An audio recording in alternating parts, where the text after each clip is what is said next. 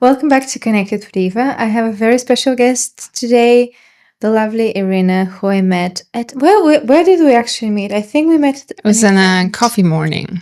We really connected, so I thought would have like a lovely conversation. So I'm joined by Irina, energy healer and founder of Holistic Universe. Thank you. So nice to have you. Nice to be here. Thank you for inviting me. And I'm diving straight in. I want to talk about something that I've experienced myself a lot throughout my life. This kind of feeling why you don't want to do anything. It's very difficult to feel motivated to do anything when you have apathy. So I want to talk about apathy first. What it is, why does it come? Some people live their entire lives in that state of apathy. So, yeah. Yes, it's a very good subject to talk about because in modern world it's happened a lot to almost everybody. People go through different stages of their life, and at some of the stages apathy is present, and it's not necessarily they recognize it or they do something about it. And sometimes they feel stuck and they feel not motivated. They feel like something's going against them, but they cannot explain why this is happening and what's the reason. Especially with the level of stress that we're living our lives these days. And very often we feel completely disconnected if we go through that level of stress, like a constant stress that's happening because of the work, because of family circumstances or partnerships and various different reasons. And we could easily, and it happens very often, that we get to certain stages of apathy. And it's great to talk about it more, to be able to recognize it in our life and to know what to do and how to help also other people around us if we recognize it that they are in this kind of stage in their life, because that's what the person actually needs when he gets to that stage as well. Close friendship, a love. So what's the first step of recognizing it? Because when we're in that state, sometimes because we're so demotivated, it's very difficult to even recognize the concept of motivation or to feel it in your body because you're not there. So apathy has a different stages, as people say, fight, flight, freeze, and then disconnection or complete apathy. The first stage, obviously, is the fight. It's where we start to feel sort of anxiety, irritation, being upset from people around us. So yes, easy irritation, anxiety. And when we feel super stressed, when we work too much, and because we live in this kind of society these days that obviously success is compared to long hours of work and being constantly busy, being unavailable because you are following your dream of to become whatever the society is pushing you to become. But very often people, they don't follow their true self or their path. They just follow some idea that they need to become that person. They need to work hard to get to that position. Or it could be because of being in a wrong relationship. When you have emotional issues with your partners, with your partner or a family, and you keep suppressing those emotions, that could also lead to this irritation and this stage of anxiety and stress as well. The next stage is flight, where that person is becoming more busy at work, is becoming more closed in itself. It starts maybe not to want to get to socialize. He realizes that something's happening maybe at this point. He gets to the stage of sort of overworking, losing interest to do certain things, and sort of being more close into himself or herself, being constantly busy, more irritated, obviously, and more disconnected in a way than before. The next stage we have is called freeze, when you actually, you know something's wrong, you start to feel that this is not the right way, that's not the person who you are, and that's not how life's supposed to be. So you're realizing something's wrong, but it's a stage when you kind of losing the motivation to do something. You're losing that willingness to fight life, to do something. And we get to the stage of anxiety, which is the worst, when you actually lose even your energy to do something. You feel that is the complete disconnection. You feel not yourself anymore. You don't have that energetic power, the willingness to even move from your bed sometimes. In more dramatic cases, you just feel like everybody's stranger. You feel like doomed. You feel like in a prison almost. And that is a very sad stage to be. I mean, all the stages, they're really not the place where we should be. And as early as we notice the patterns and the symptoms, the better is for us to get back to ourselves and to be healed and to get to where we need to be. So how do we go back to reconnecting to ourselves so we can come out of that? The first and most important thing is to realize that we are in that stage. Awareness. I know there is so many people that they're just constantly staying in that constant stress and constant fight and flight, that when they get to the stage of freeze or apathy, sometimes they don't even know what the reason is and how to get out of there. So the first and most important step is to realize that we need help. We need somebody to help us, to guide us to get out of there. Because obviously being in the stage of apathy, in any of the stages of the apathy, we're in a way more or less disconnected with ourselves. And our intuition is kind of lost. And we get to the stage when we are unable to make any decisions to lead us to the right way. And yes, very often we make mistakes and we cannot focus. We have a brain fog and we are constantly exhausted physically and emotionally. We switch our emotions as well. That's I forgot to mention that the final stage of apathy, you're completely numb. You become numb to all emotions in a way. And you shut your emotions. So in that stage is where the people, they don't want to feel. It's too painful. Yes, it's too painful, so they don't want to feel anymore. And they don't want to feel life. They don't want to feel emotions to other people. And very often your partner, family, or a close person can become like a stranger.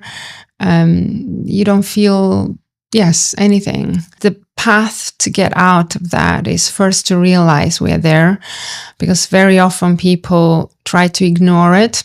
People don't want to admit to themselves that there's something happening that is not right, because they want to have this image of the perfect person, obviously following social rules and expectations.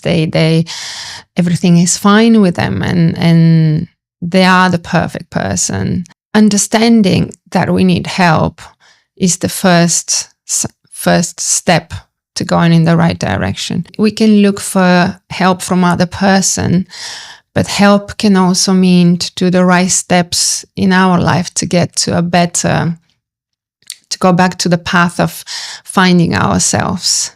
And that doesn't mean that road is very dramatic or things has to change immediately. Actually, sometimes when things are happening slowly, like slow recovery, is the best way forward.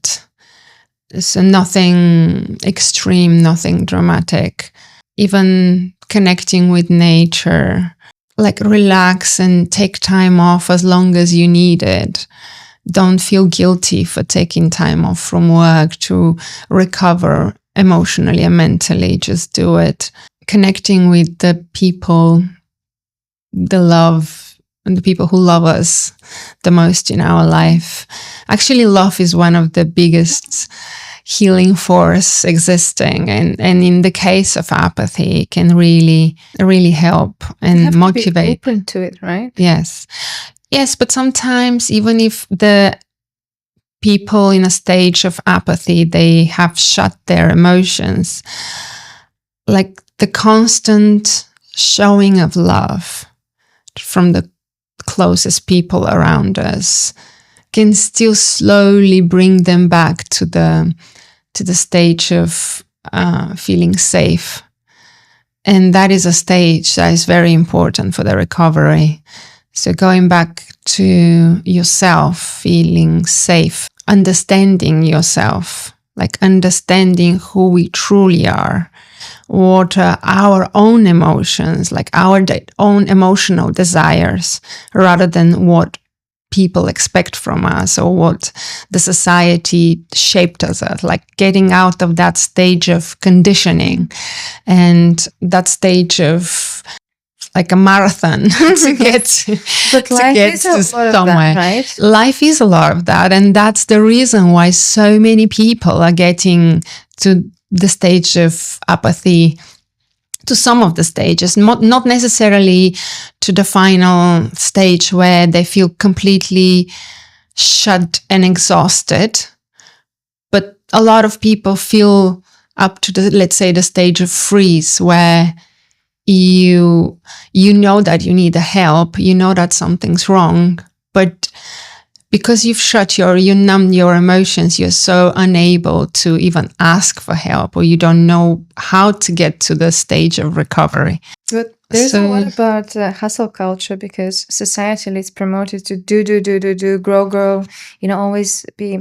And it's so celebrated that sometimes when you're not doing that, or if you don't want to partake in that, you're like, oh, I'm obviously like not a proper human being, or I'm not connected because I should be hustling too, right? Because everyone should be hustling, or And then for me, I really value, slow life, slow living. Absolutely. That's the way it's supposed to. Sometimes I feel guilty for that. No, you shouldn't feel guilty. That's how life's supposed to be. Like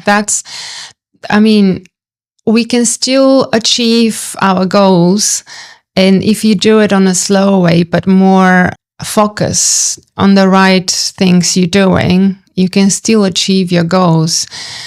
Because when we get to a constant do and being constantly busy, that is extreme stress for our nervous system. We're not designed for that kind of level of stress. And very often that's where we become anxious, the irritation starts, and the shutting of emotions, and all this connected with the levels of apathy, they start slowly to build up, because it is like a marathon. We are running to it and get to a different stage for where we expect it to be, but we're completely forgetting ourselves. Well, talking about ourselves, how can we truly reconnect to our intuition and be able to listen to our intuition so we know what's, what the right thing is, without getting like confused with impulses or anxiety, or how to reconnect to the voice? So the intuition is like, it's not something that is from the outside, and it's not just for privileged people or anything like that. Everybody has their intuition. When we are in a state of constant stress and anxiety and constantly doing, we are so busy that we kind of shut, in a way, that intuition to some extent. We lose the connection, let's say, with that intuition. And as we slow down and as we reconnect to ourselves, so slowly we're starting to look inwards and things start to feel more clearer. And so that's the backward process of recovering against the constant stress and running. And as we slow down, sort of meditating, getting back to nature, spend time in stillness, or just have some time with your own thoughts, because the busy life we're living, very often we don't even have a time to think and to stay with our thoughts and sort of to process things. And as that happens more often, and then intuition naturally just becomes stronger and we start to trust it more, and our life gets more aligned to who we are, not to who we expect it to be. So that is our true self. We find our path. We are able to make better decisions, obviously guided by our intuition. So that's very, very important. And it, again, is a part of the healing process. I'm thinking of myself sometimes. There's this thing when it comes to life, right? When you set on a path, and then you really commit yourself to continuing on that journey. But sometimes the way life works, sometimes you might have to abandon a path. Sometimes things shift in ways that you haven't predicted, because you can't predict, what your life will look like. So very often we choose certain paths, and they are not necessarily our true path that we need to follow. Especially if we are younger, we are very ambitious and we want to be this person, we want to become that, and we think that's the right direction. It happens to absolutely everybody. And we think, oh no, that's me. That's like, I love this and that's where I want to be and that's what I want to do. We take these decisions because that is based on decision. Our mind is telling us that's where I want to be. That's what I want to become. But as we sort of develop ourselves, find our true self, we learn the things about us more, what I actually really like, what I'm comfortable with. Simple example, black's not my color.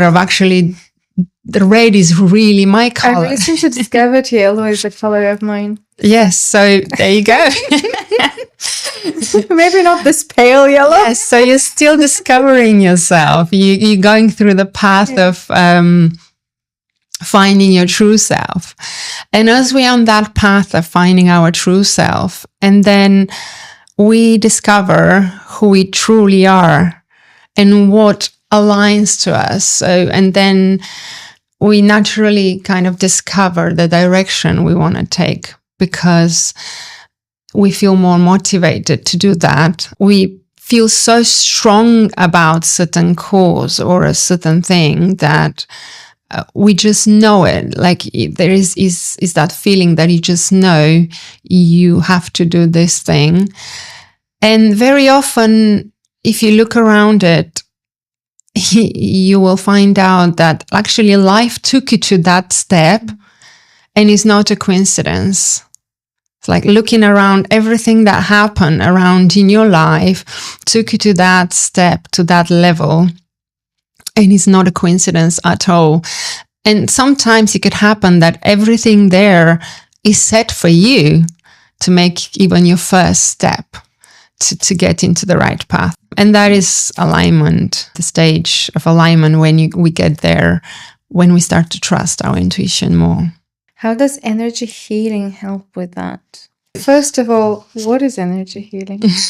Energy healing, or what I practice, is Jikuchio healing, which I've learned in Lives Institute from my teacher, Yomiko Sakura. It's a self-healing. So energy Hijikuchiyo means self-healing. The way I practice and I initiate the healing process in you.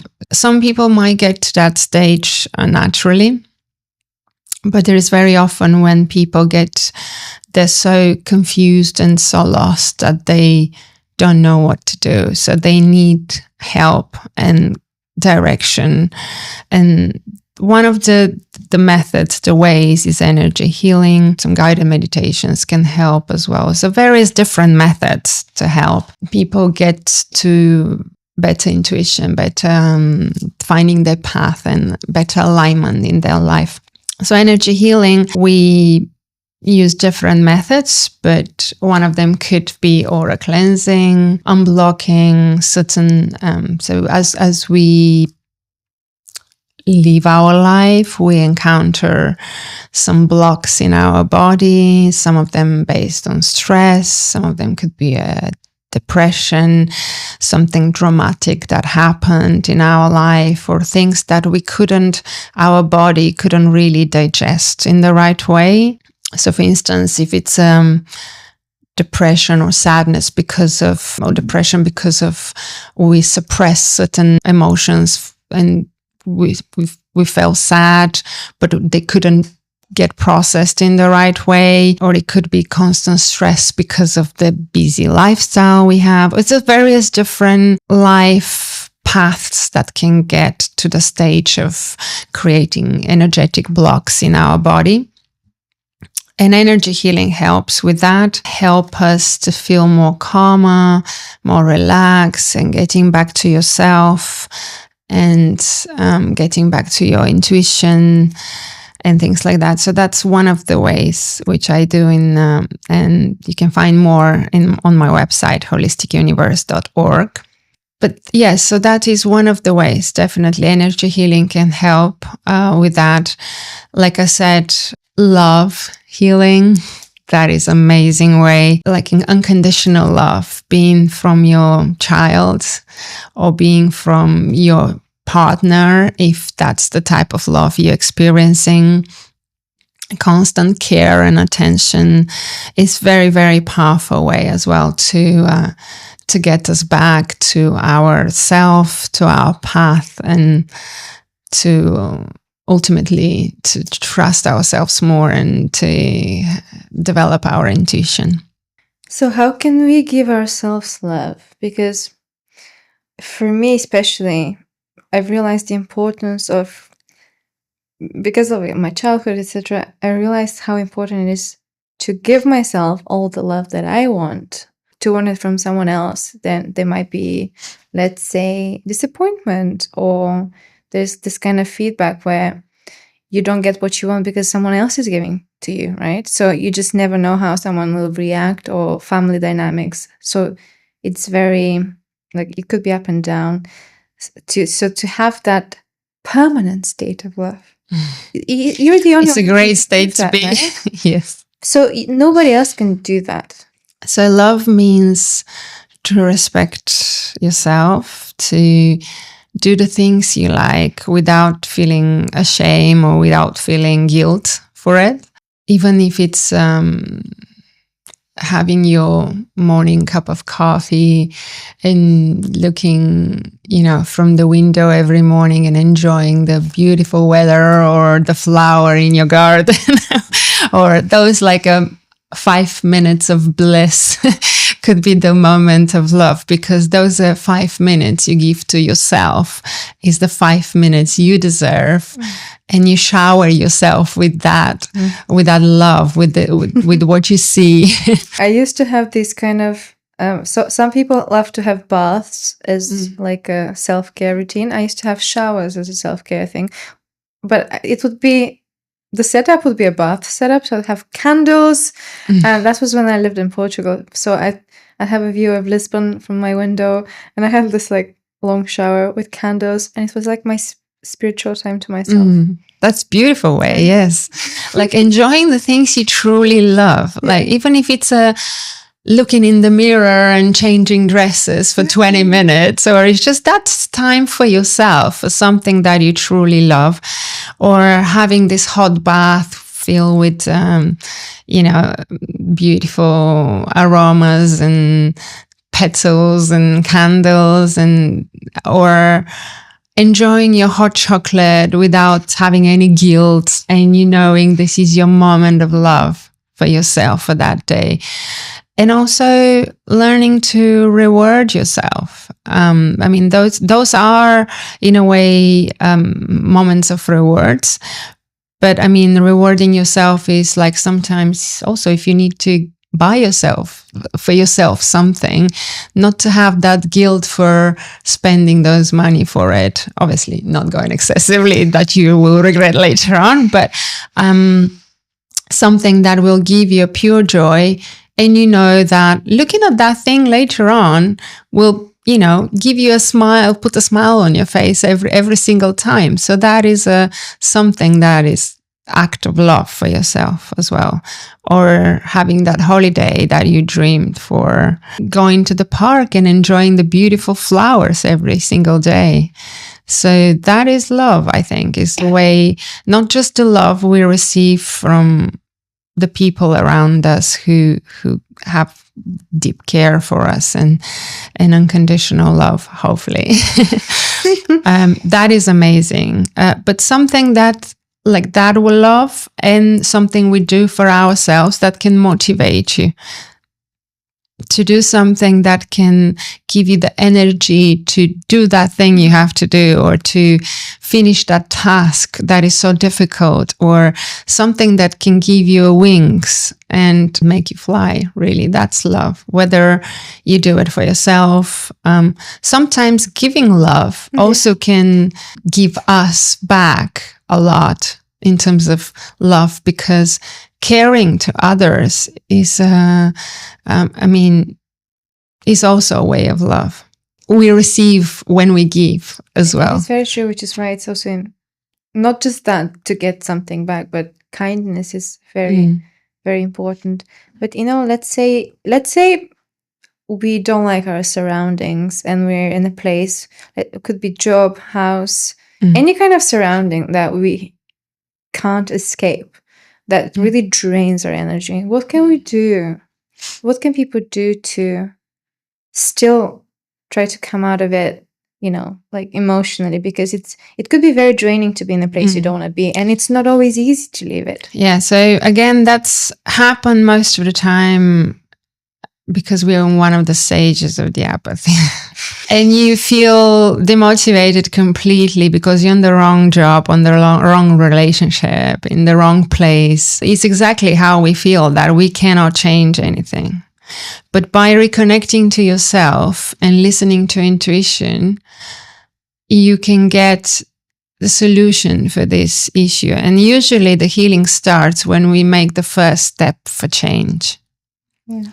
So the first step for changing your job, as much as painful it sounds, or difficult or almost impossible because you've been working there for 10, 20 years in some cases, or because that is the job that brings you so much money that you can support your lifestyle.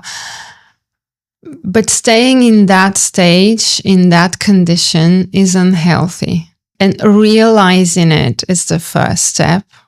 Then getting back to yourself and reconnecting to yourself. When that process happens, that job or that wrong person we are with, it becomes like everything becomes so much more obvious for us. And we start to slowly disconnect from it. It's a part of the healing process. So something makes us get disconnected from it. Obviously, to have that job, you slowly start to feel that's not the right thing for you. And as you heal, you start to make the first steps for change. The same is if you are in the wrong relationship or the wrong marriage. By going to the process of healing and realizing who you are and realizing how dysfunctional this is, then you slowly start to make the first steps, even though at the beginning it seems impossible. But then slowly, those steps, they are like, as we said earlier, it's like the piece of the puzzle gets together, and that drives you to the right direction to make the right steps for you. And if it's necessarily, you leave that job. Yeah, because or you leave that person. There has to be trust in there, right? That when we connect to our intuition, we will find the right path. But it feels so uncomfortable at the beginning because our entire life is like shuffled, just kind of upside down. But that's when Because we're it at that doesn't stage. benefit us. Like the life we have doesn't benefit us. So obviously it can't stay the same. But the process of change from the very beginning, it's uncomfortable.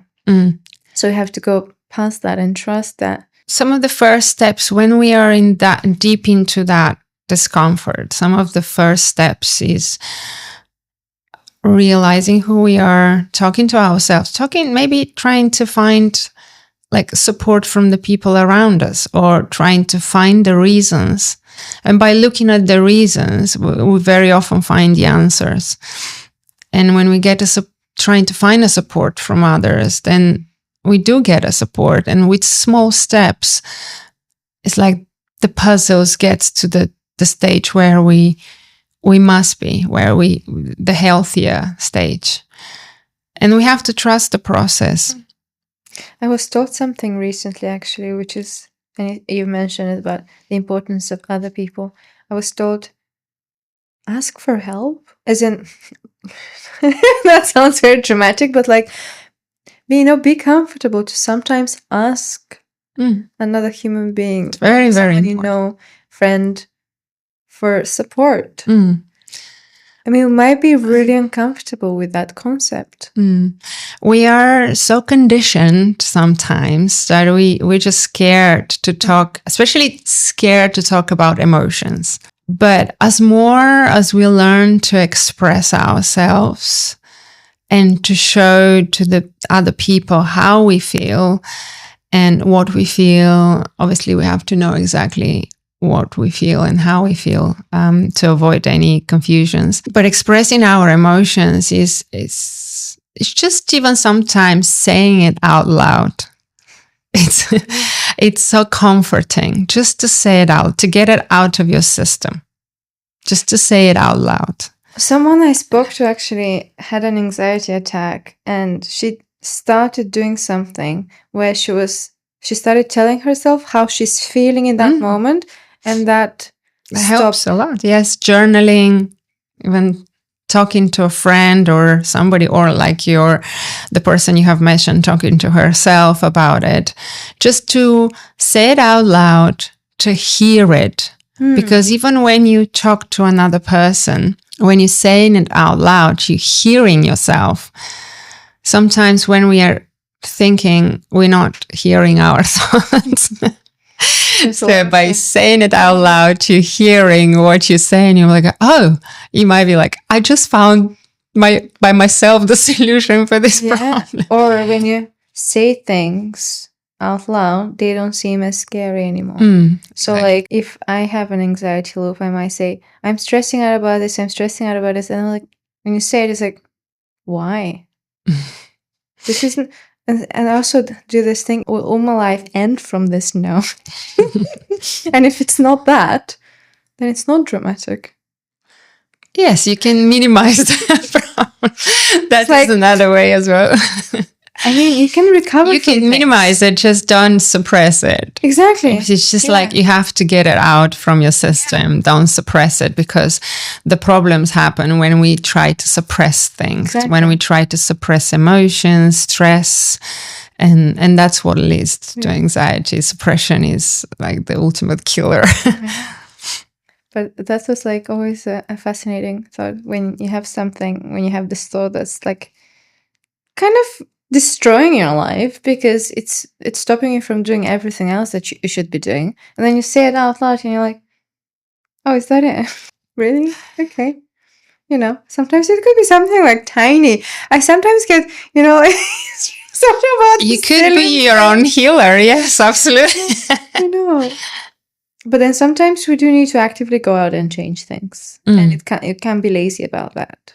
No, we need to maintain not only our body physically, but our mind, emotional state absolutely at all time in a great condition if we don't want to end up in a state of like apathy or a state of physical problems if we abandon our body. When you truly reconnect with yourself, then you take care of all that. You take care of your body, of your mind, and your emotions. It's just because you're not, you start to care about things in general, and you start to understand what's good for your body, like what's your diet should be, what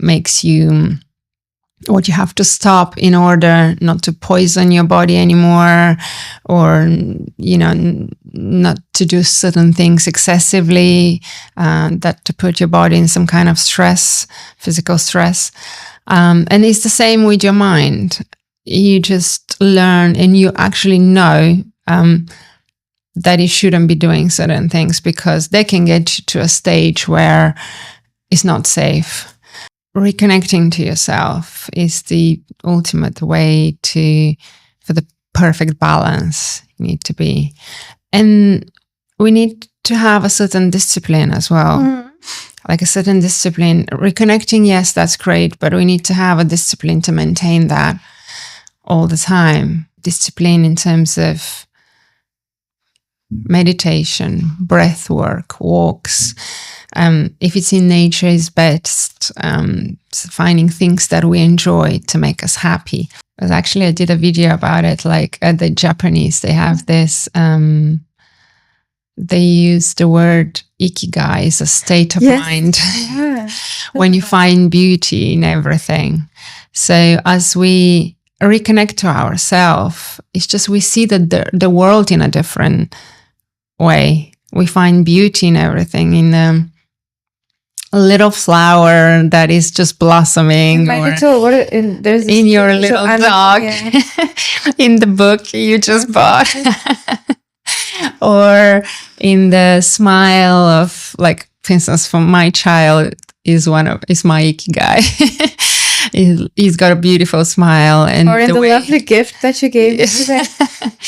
Yes, just happiness in something, or it's like it, and that becomes a state of being. So it's a natural state of being that makes you happy, makes you energized, gives you motivation, makes you, the ultimate happy person. But it's so important because actually, as human beings, we place so much more importance on anything negative that happens, even if it's a small thing. Oh, like my train is delayed. So what? Like, the weather is lovely. Or something else that's happening that's positive goes in the back of, the mind, because a small negative thing takes precedence. Especially in the life we live here in London. It's so dynamic and it's so stressful. Just the daily stimulations. It's a lot of noise. Like noise, yes. Lights, a lot of people talking at the same time, moving fast, whether it's a transport or something, running constantly for a meeting or appointment, and checking our time. So this is a stimulation that is a way above our limits. And it's really, really important for every person living in this kind of environment to find the right way, to find the thing that, or the activity or the person that can take us back to calmer state of mind. Because overstimulating our nervous system is just not the healthier way to run your life. And there must be something existing in our life to bring us back to the normal state where we're supposed to be.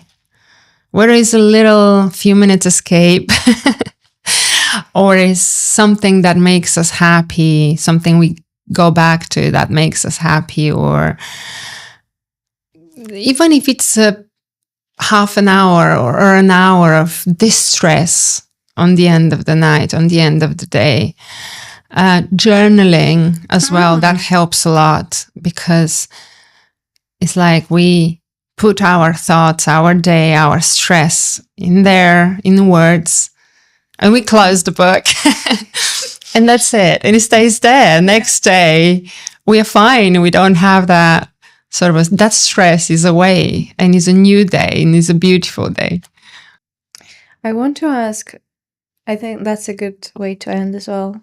What's one simple practice that someone can do daily to stay grounded with their body?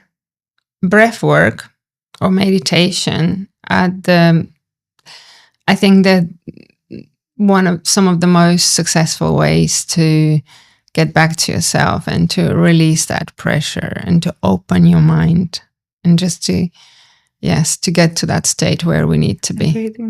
There is a lot of, you can find a lot of YouTube or videos about proper breath work, and can just help you to elevate your mind, can help you to get back to yourself, and can help you to sort of see life in a much better way by calming you down and getting those like stress levels down. So that I think those are some of the and another thing that I really enjoy, obviously not in the cold winter, but that's the walk in a forest or a park. If you have a beautiful forest, it gives you that sense of escaping from the busy life, from the everyday, and just like listening to the birds, listening to the sound of the trees and the wind, listening to even the little branch that cracks under your shoes. We should organize a day outside of London to go in nature and listen to the birds, like a spiritual. I do that almost daily, but yes, we should do that. We but with a group, right? Yes, we can do something like that. When you're in a group, because it's collective energy, things are even more powerful. Yes, that's true. Maybe we'll organize something like that. Absolutely. This is an impulse, or maybe it's like... No, it's not an impulse. It's your intuition. Exactly. Thank you so much. Thank you. This was such a lovely conversation. Absolutely.